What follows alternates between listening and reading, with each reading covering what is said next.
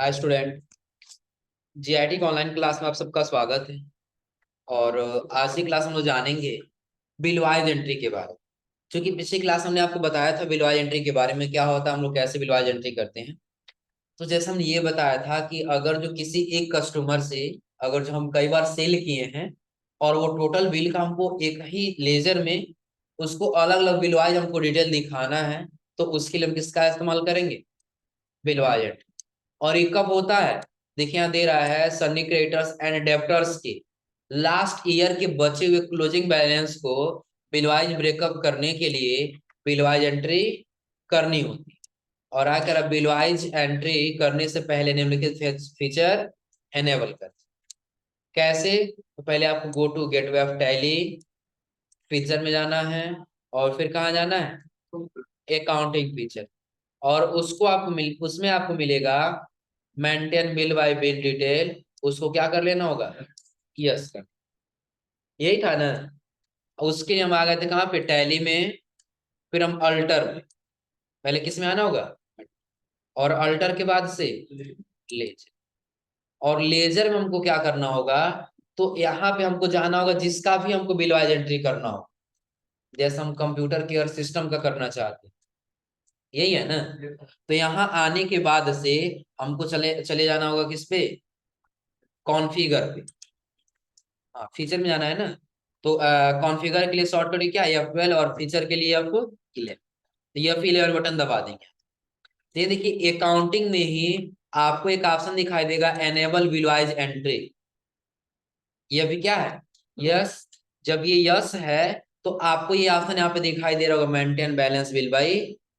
तो यदि आप F11 बटन दबाए और यदि आपका ये फीचर नो होगा तो इसको आप क्या कर लेंगे? यस करने के बाद से आपको जिसका भी बिलवाइज एंट्री करना हो उसको हम किस मोड में ओपन करेंगे? Alter mode.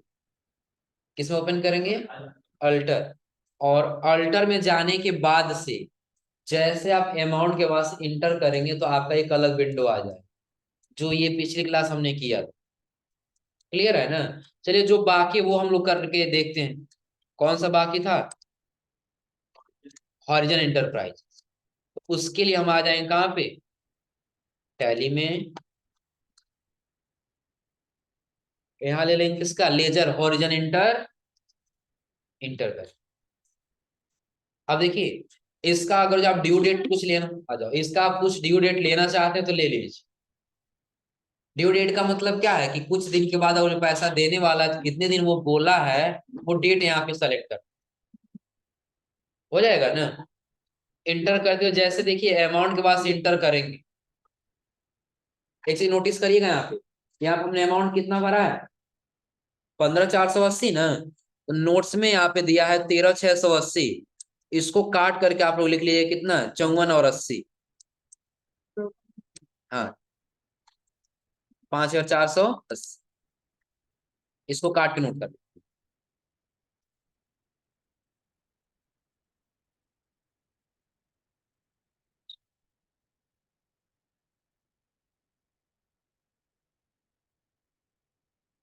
हो गया। अब करना क्या होगा? देखिए जैसे यहाँ क्रेडिट के बाद एंटर करेंगे तो एक अलग विंडो आ जाए। डेट हमको लेना होगा पहली तारीख, पहला महीना। पहले महीने में उसका बिल नंबर क्या दिया है? HE002। ये बिल नंबर यहाँ पर लेना हो जाएगा ना। भरने के बाद से एंटर करेंगे, डेट अपने आप आ जाएगा। अमाउंट भरना होगा पहला कितना? 5480 है ना। 54 हो जाएगा। इंटर करेंगे। नीचे हम ले लेंगे दूसरे महीने में। इसका बिल नंबर कितना हो जाएगा? 202 दिया है ना इसका। इसका कितना होगा? 200। इंटर करेंगे और अमाउंट कितना हो जाएगा? 10 हो जाएगा। और कंट्रोल ए से एक्सेल। सेम वैसे ही अगला हमको करना हो किसका? Silver plus computer. उसके लिए हमको पहले किस में आना होगा? यानी कि अल्टर में। अल्टर के बाद ले यहाँ लेना होगा किसका? Silver plus computer. अब देखिए यहाँ पे बैलेंस क्या है, अभी हमारा नो है ना, maintain balance bill by bill. तो क्या वो ऑप्शन आएगा बिल वाइज एंट्री करने के लिए? देखिए जैसा हम यहाँ से इंटर करेंगे अपने आप ऑप्शन आ जाएगा किसका, एक्सेप्ट। कब आएगा कि जब ये फीचर को हम यहाँ से क्या करेंगे, यस, इंटर करके आ जाएंगे नीचे, डेट ले लेंगे पहली तारीख पहला महीना, बिल नंबर इसका ये दिया है ना, SPC 003350 ये दिया है ना, तो वो यहाँ पे भर ले। अमाउंट कितना दिया पहले का, 10,800। फिर अगला दूसरे महीने में हो रहा है, दूसरे महीने में पर यहाँ पे ट्रांजेक्शन हुआ है, इसका बिल नंबर कितना है, 51। ये दिया है लास्ट में 351। इसका अमाउंट 30,000। और उसके बाद फिर तीसरे महीने में, तीसरे महीने में कितना है, 10 हो जाएगा। अब देखिए जैसे ये टोटल कंप्लीट हुआ, यहाँ पे ऑन अकाउंट में बिल्कुल हट गया है, सिर्फ किसमें है, क्रेडिट वाले। हो जाएगा ना, कंट्रोल ऐसे। अब अगला देखिए इसमें, नेक्स्ट पेज पे दिया है किसके लिए, सुप्रीम कंप्यूटर। किसका दिया है, सुप्रीम कंप्यूटर्स। इस बार हम आ जाएंगे इसमें सुप्रीम कंप्यूटर्स, इसका भी सेम वही, पहला तारीख पहला महीना, बिल नंबर क्या दिया है, SC 00150 भर लेंगे, SC 00150। अमाउंट कितना दिया पहले का, पहला दिया है 15,004, हो जाएगा। फिर दूसरे महीने में बिल नंबर इस बार कितना हो जाएगा, 51, और अमाउंट 12,000। अभी देखिए ऑन अकाउंट में आपको दिख रहा हो कितना, 8,000। ऑन अकाउंट में कितना दिख रहा है, 8,000 दिख रहा है सबको। तो अगला यदि बिल आपको नोट्स में दिखाई नहीं दे रहा होगा, उतना क्लियर रूप से दिखाई नहीं दे रहा है ना, तो समझ लीजिए ये क्या होगा, ये आपका हो जाएगा तीसरा महीना, और इसमें आपका हो जाएगा कितना, 52। ये क्या हो जाएगा, 52। और अमाउंट में कितना हो जाएगा, 8,000 हो जाएगा ना। जो दिखाई नहीं दे रहा उसके सामने नोट कर लीजिए ये, बंद करो फोन। सोनी तुम फोन रिसीव कर लो।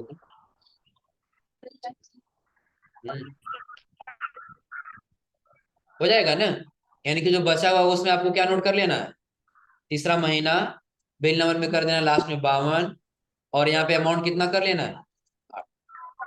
हो जाएगा ना। और फिर कंट्रोल ए से क्या कर लेंगे, फिर अगला देखिए क्या कह रहा है, डाटा लिंक टेक्नोलॉजीज। अगला ले लेंगे किसका, डाटा लिंक टेक्नोलॉजी। इंटर करते हुए चले जाइए, ले लीजिए कितना, पहली तारीख पहला महीना। फिलहाल अभी हम समझने के लिए डेट ले रहे हैं, लेकिन जहां पे हम काम करेंगे जिस तारीख को ट्रांजेक्शन हुआ रहेगा वही डेट हमको सेलेक्ट करना हो। आ रहा समझे ना। अब देखिए इसका बिल नंबर क्या दिया है, DLT। इसका बिल नंबर भर लेंगे यहाँ पर। अमाउंट कितना दिया पहले का, 14,004। दूसरे महीने में DLT लास्ट में कितना, 51, और इसमें कितना है, 10। अगला तीसरे महीने में ये हो जाएगा कितना, 5, और अमाउंट कितना, 30। कंट्रोल एस इसको भी क्या कर लेंगे, X। अगला स्पेक्ट्रम कंप्यूटर, उसके लिए फिर से आपको अल्टर में सेलेक्ट करना होगा कौन सा, स्पेक्ट्रम कंप्यूटर्स। इंटर करते हुए चले आएंगे कहां पर, अमाउंट के बाद डेट भरना होगा, पहली तारीख पहला महीना। इसका क्या दिया है, 80,001,91191, यहाँ भर लेंगे।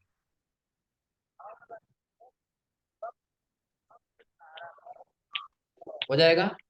अमाउंट कितना दिया है? 12,000। अगला दूसरे महीने में हो जाएगा ना। अगला दूसरा महीना कितना हो जाएगा? 192। अमाउंट 20,000। अगला कितना हो जाएगा? तीसरा महीना 19। अमाउंट कितना? हो जाएगा ना। कंट्रोल ए से एक्सेप्ट हो जाएगा। ऐसे आपको क्या करना है, जितना ये बिल वाइज ब्रेकअप दिया है ये सबको आपकी एंट्री कर ले।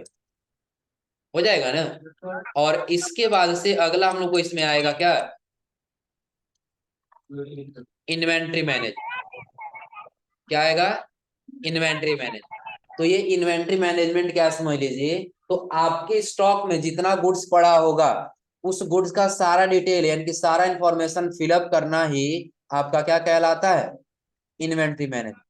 कि आपके पास कौन सा गुड्स है, कितना क्वांटिटी है, कितना रेट है, और आप किस लोकेशन पे रखे हैं, यही इंफॉर्मेशन आपका क्या कहलाता है? Inventory manage. अब देखिए, इन्वेंट्री मैनेजमेंट में कह रहा है कि इन्वेंट्री मैनेजमेंट टैली का बहुत ही पावरफुल फीचर है। कि अगर जो देखा जाए ना, तो टैली में सबसे ज्यादातर जो यूज है तो किसका? Inventory management. अगर जो इन्वेंट्री मैनेजमेंट का फीचर नहीं रहेगा तो आप किसी गुड्स को इसमें सेल नहीं कर सकते, ना ही परचेज कर सकते और ना ही उसका एंट्री कर सकते। आगे दे रहा है गुड्स और उससे रिलेटिव डाटा ही इन्वेंट्री कहलाता है। क्या क्या? तो गुड्स होगा और गुड्स से रिलेटिव जो डेटा होगा वही क्या कहलाएगा? इन्वेंट्री मैनेजमेंट कहलाएगा। तुम्हारे में इंटरनेट नहीं होगा इसलिए नहीं दिखाई दे रहा होगा। माइक्रोफोन ऑफ करो।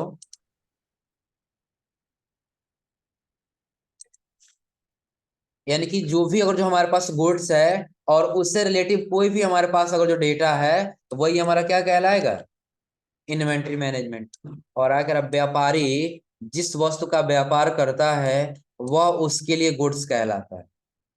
कोई भी व्यापारी होगा, यदि जिस वस्तु का व्यापार करता है तो वह वस्तु उसके लिए क्या कहलाएगा? गुड्स कहलाएगा।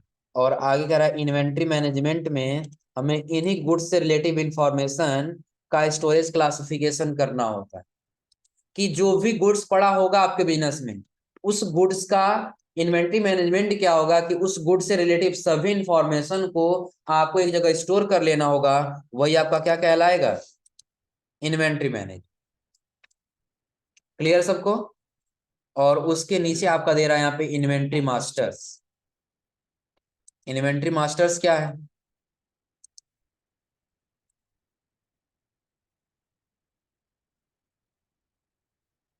अब देखिए इन्वेंट्री मास्टर्स क्या है। तो पहले आप कह रहा है क्या? Stock item. क्या क्या रिलेटिव डेटा हो सकता है, तो यहाँ पे दे रहा पहला स्टॉक आइटम होगा, यूनिट ऑफ मेच्योर होगा। अब इसमें आपके दो यूनिट्स आ जाए, पहला सिंपल यूनिट और दूसरा कंपाउंड। उसका क्या होगा? स्टॉक ग्रुप होगा।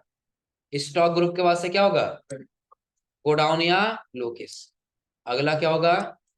Stock category. यानी कि ये इतना डेटा आपको क्या करना होगा? एक गुड से रिलेटिव इतना डेटा आपको मेंटेन करके रखना। जैसे उस आइटम का क्या नाम है, उसको आप किस में बेचेंगे या किस में परचेज करेंगे, पीस में, केजी में, लीटर में, वो आपको किस में देना होगा? यूनिट में। स्टॉक ग्रुप, आखिर वो उसका नेचर क्या, उसका फीचर क्या है। जैसे अगर जो सपोज करें आपके पास दो फोन है, दोनों फोन क्या है? किसी एक कैटेगरी के, जैसा स्मार्टफोन हो, दोनों का कैटेगरी क्या है? एक स्मार्टफोन। आ रहा समझे ना? तो उसको आप किसके अंदर का डिफाइन करेंगे? Stock group. लोकेशन में या गोडाउन में आएंगे, आप कहाँ स्टोर करके रख रहे हैं, शॉप पे कि आपका कोई दूसरा वेयर हाउस है वहां। अगला स्टॉक कैटेगरी, उसका कंपनी। जैसे हम ज्यादातर ये देखते हैं, अगर जो स्मार्ट कोई वस्तु है तो स्मार्ट में, और नॉर्मल कोई वस्तु है तो नॉर्मल, वो हमारा क्या कहलाएगा? Stock category. या स्टॉक कैटेगरी एक चीज और डिफाइन करता है, और वो चीज होता है आपके अपनी कंपनी में यदि कोई गुड्स रखे हैं और वो गुड्स जिस कंपनी का होगा वह उसके लिए क्या कहलाएगा? स्टॉक कैटेगरी का। अब जैसे देखिए, सबसे पहले हम लोग शुरू से पढ़ लेते हैं। कह रहा है स्टॉक आइटम, गुड्स का वह यूनिट जिसका व्यापार किया जाता है स्टॉक आइटम कहलाता है। जिसका हम लोग व्यापार करेंगे ना, वही हमारे लिए क्या कहलाएगा, स्टॉक आइटम। जैसे फॉर एग्जांपल दिया है कि गायत्री ट्रेडर्स इलेक्ट्रॉनिक्स गुड्स में डील करता है। देखिए गुड्स में डबल ट्रिपल जी हो चुका है, एक काट दीजिएगा, एक दो ही रहेगा। क्या कह रहा है, इलेक्ट्रॉनिक गुड्स में डील करता है, तो टेलीविजन उसके लिए स्टॉक आइटम कहलाएगा। जैसे सपोज करिए कि अगर जो एक हमारा क्या है, गायत्री ट्रेडर्स एक हमारा कंपनी है, और उस कंपनी में क्या हो रहा है, इलेक्ट्रॉनिक गुड्स का सेल हो रहा है, चाहे परचेज हो रहा है, जो भी हो, लेकिन उसमें जो टेलीविजन होगा, टेलीविजन उसके लिए क्या कहलाएगा, स्टॉक आइटम। अगला कह रहा है यूनिट ऑफ मेजर, यानी कि स्टॉक आइटम पहले समझ लीजिएगा। यदि आप बहुत सारे गुड्स का लेन देन कर रहे हैं, यदि आप ये रिमोट आपके बिजनेस में है, ये रिमोट आपके लिए क्या कहलाएगा, और उसके बाद कह रहा है यूनिट ऑफ मेजर। अब इसमें कह रहा है स्टॉक आइटम जिस यूनिट में परचेज और सेल किया जाता है वह उसका यूनिट ऑफ मेजर कहलाता है। जैसे टेलीविजन को पीसेस में खरीदा और बेचा जाता है, तो पीसेस ही टेलीविजन के लिए यूनिट ऑफ मेजर यानी कि यूओएम कहा जाए। ऐसा तो है नहीं कि टेलीविजन को हम पीसेस में खरीदेंगे और केजी या लीटर में बेचेंगे, ऐसे होगा, सही रहेगा जी। पीसेस में खरीदा जाए और उसको लीटर में बेच दिया जाए, किसमें बेचेंगे, पीसेस में ही बेचेंगे। तो पीस इस टेलीविजन के लिए क्या होगा, यूनिट ऑफ मेजर।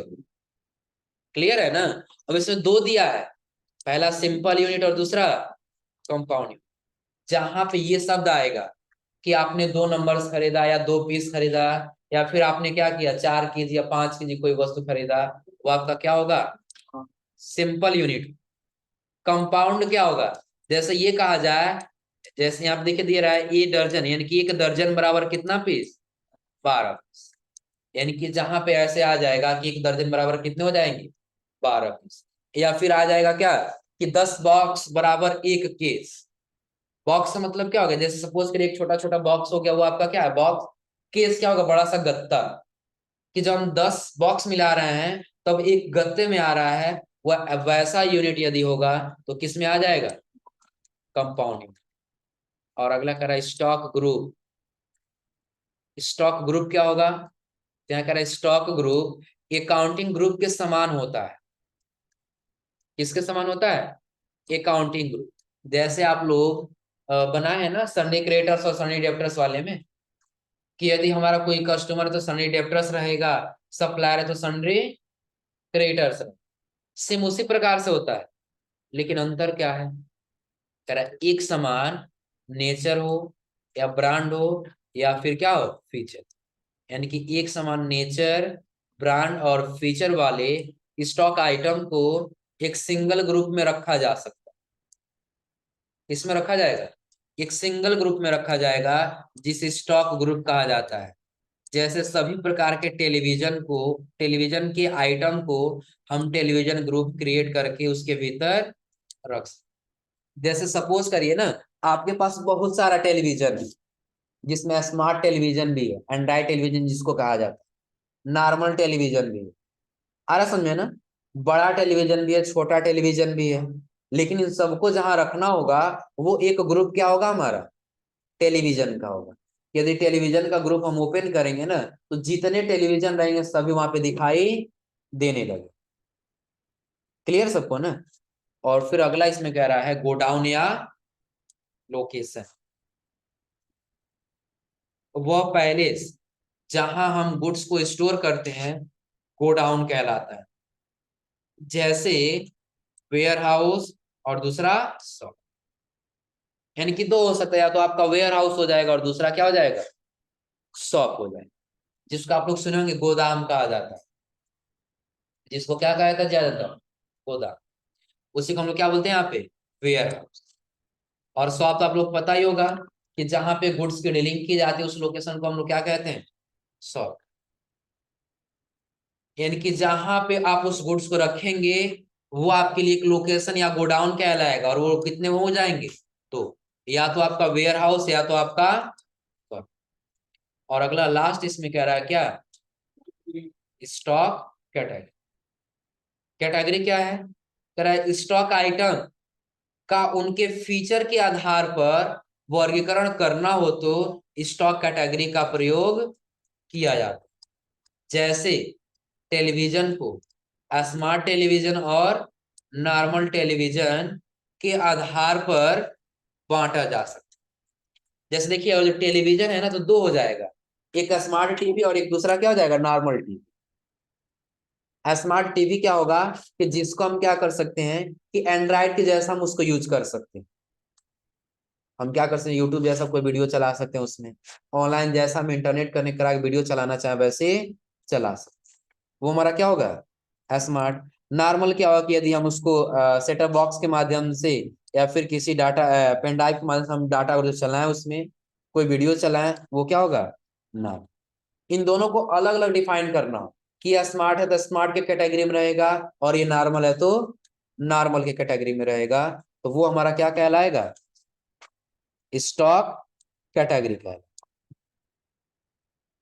क्लियर सबको ना, कोई दिक्कत इसमें। अब एक गुड से रिलेटेड इतना इंफॉर्मेशन हो सकता है, जैसे आप नीचे जाएंगे तो आपको एक बिजनेस सिनेरियो दिखाई देगा। क्या दिखाई देगा, बिजनेस सिनेरियो। जो गायत्री मोबाइल्स कह रहा है क्या, Gayatri mobiles are into wholesale and retail sales of mobile. जो गायत्री मोबाइल्स है ना, ये होलसेल और रिटेल दोनों में क्या करता है, फोन की डीलिंग्स करता है। फोन की क्या करता है, सप्लाई करता है।